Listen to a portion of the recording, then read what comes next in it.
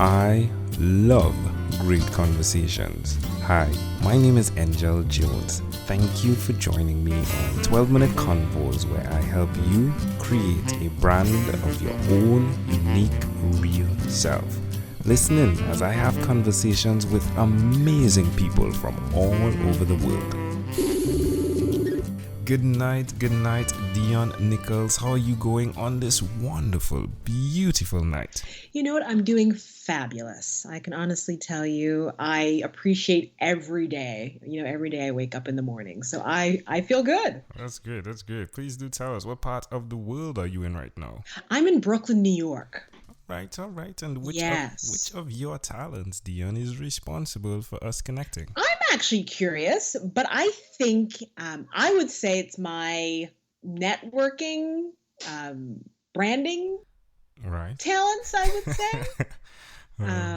I try to promote a few of the exciting projects that I'm working on. So I'm thinking perhaps that might be why we're talking today. Yeah, I think definitely I can say it is because of two black guys with good credit. And while listening to that podcast, I was wondering, I wonder if she's the good credit in the whole mix, right? I'm the one that lays down the law, between those two. That's really what my role is. Which definitely seems like it can be a challenge, right? Wow. So it's definitely the podcast. So please do tell us about the podcast and what you do there. Sure. So the podcast was born, basically, my partner and I, we run a financial literacy youth program. And so we go into colleges, high schools, youth organizations, and we teach young people how to manage, grow, and protect their money. But we would get constantly asked by teachers, administration, how can I learn this stuff, right? So we said, how can we reach a wider audience? So that's how the podcast was born. Shaun actually came up with the idea, my partner, and he reached out to another one of our mutual friends we've known over 20 years. We all have known each other since college, which is, I think, which really helps too with the chemistry. Yeah. None of us are licensed financial advisors. We're talking from experience. And I think that's why people connect with our show so much. We're not trying to say we know it all. Yeah. We've made mistakes too. But here's some information and tools that we can give you, and I on the show. So they're two business owners. They've always, had these long chats. They've always done that. These barbershop kind of banters. Yeah. They've always done it. You can say their names. Let's say their names to it. So one is Arlington and one is Shaun. Right. Yes. Shaun's on the East Coast in Brooklyn and Arlington's on the West Coast in LA. And we all grew up in Canada. And so we've known each other a long time. And they've always, like I said, had these long kind of discussions about life and finance. And they said, well, why don't we bring this kind of casual format to a podcast?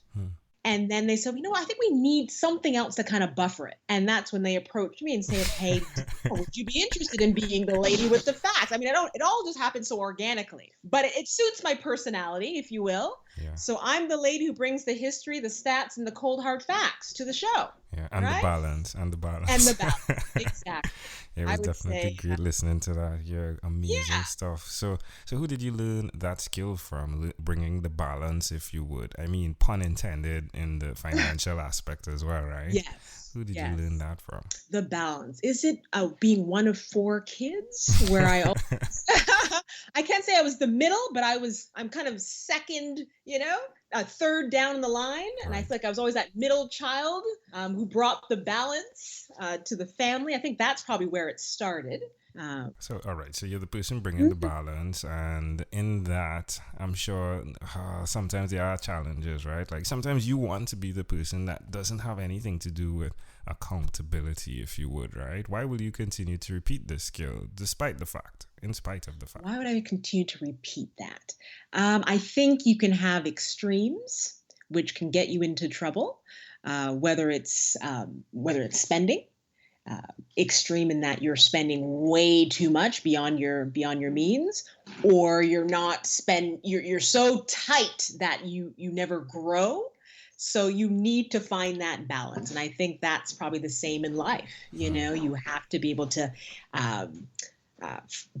compromise, whether it's in business. You're going to have strong opinions. Nobody wants a yes ma'am. At some point, someone has to come in and find the balance and keep the ship moving forward. So I think that's why I do what I do, right? Finding that common ground and keep it moving forward.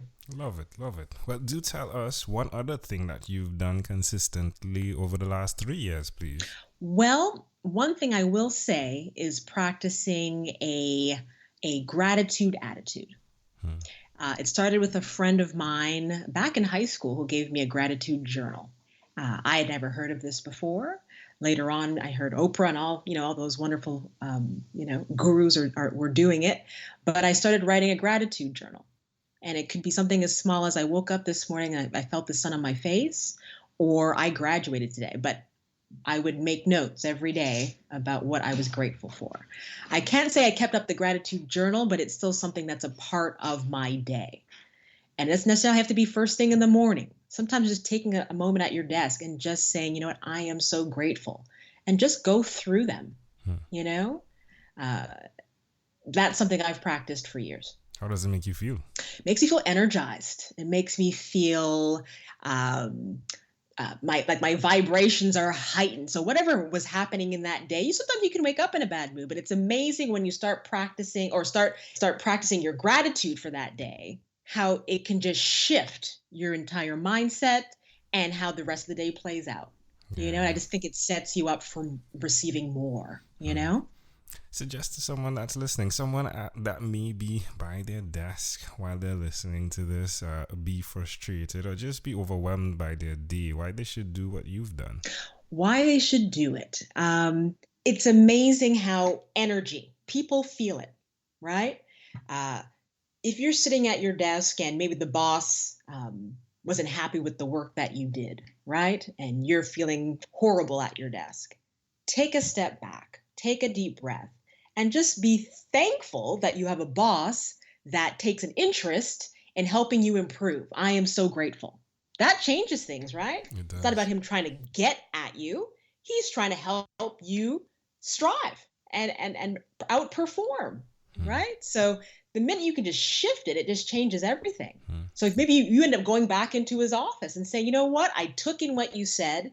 I made some notes. I'm coming back to you with some additional strategies. Wow. What does that say to your boss? And that could change the whole discourse, right?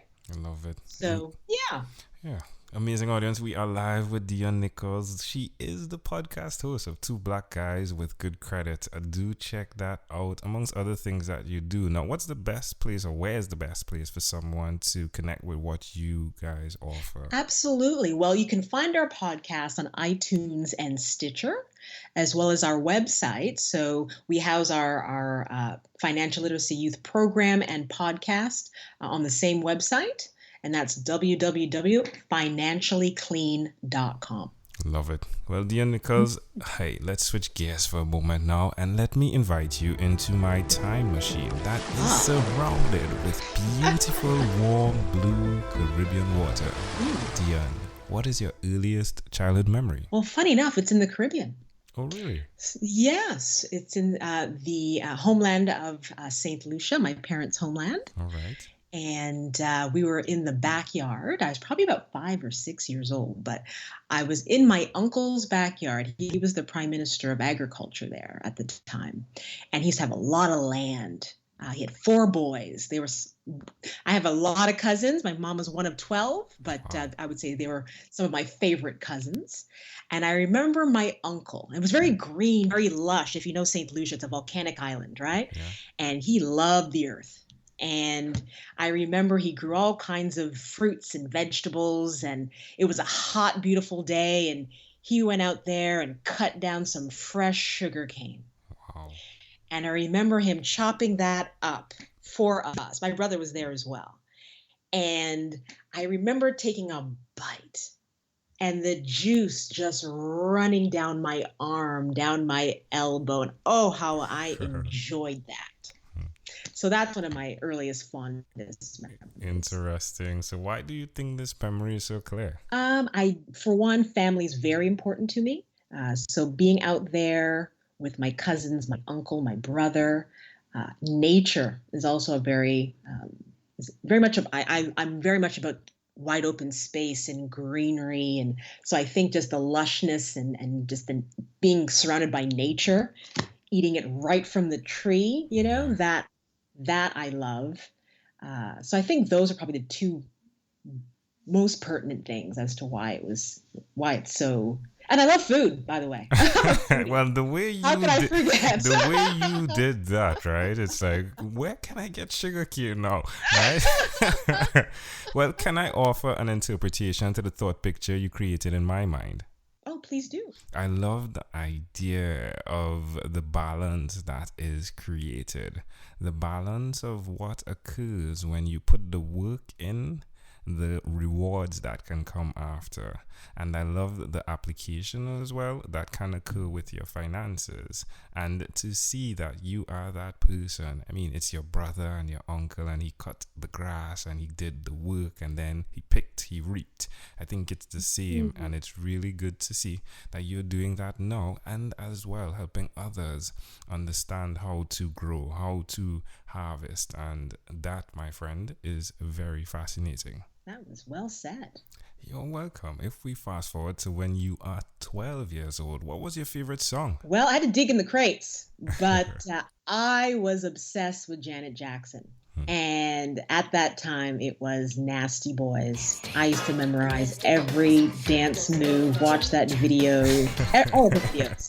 But Nasty Boys was the one at the time. All right. Well, I love to connect things. And hey, Arlington and it's James, right? So it's Arlington and James, right? Arlington and Shaun. Shaun, my apologies. So Arlington and Shaun, my greatest apologies. But it's fascinating that she is between two of you. And you all are both. Well, if you would. You said it, not me. Dionne, this is great. We have arrived at our destination, but before we get off of this time machine, there is a small declaration form. So it's yes or no, possibly a bit more. Are you ready? Ready. Have you chosen someone to pass on your skills to? My son. Are you married? No. Do you have children? Other children? One. Just the one. Okay. Do you believe in God? Yes. Do you have an inner circle of friends? Yes. Do you watch TV for more than 3 hours a day? No. How about 3 hours a week? No. What about screen time, the phone and the computer? Is it more than 8 or less than 8 hours a day? I would say combined, 8 hours a day. All right. Dionne, after 1,001 conversations in 3 months in 2016, I came up with a workbook. The name of it is Yours, and it stands for your own unique real self. The idea is you dig deeper into the questions, you uncover your mission, your own unique real statement. If you had to share with us your own unique real statement, a statement that represents Dionne Nicholls, what would you say that is? I would say that I take the ordinary and make it extraordinary. That's what I'm always striving to do every day. Love it. Dionne Nicholls, this was a great pleasure. Before you leave, is there anything else you'd like to share with our amazing audience? I would like to say that there is, actually, and this is a quote from a dear friend of mine, that there is no better feeling than finding your place on the moon. So for me, it should be your number one priority every day to find your purpose in life. I love it. Dionne Nicholls, again, great pleasure. Thank you for being on what is inspired by 12-Minute Convos with Angel Jones. Thank you, Angel. Appreciate it. Thank you for being on 12-Minute Convos with Angel Jones. Stay tuned for more from our advertisers. Diabetes is a mountain pandemic. It's a disease that's not acute but chronic.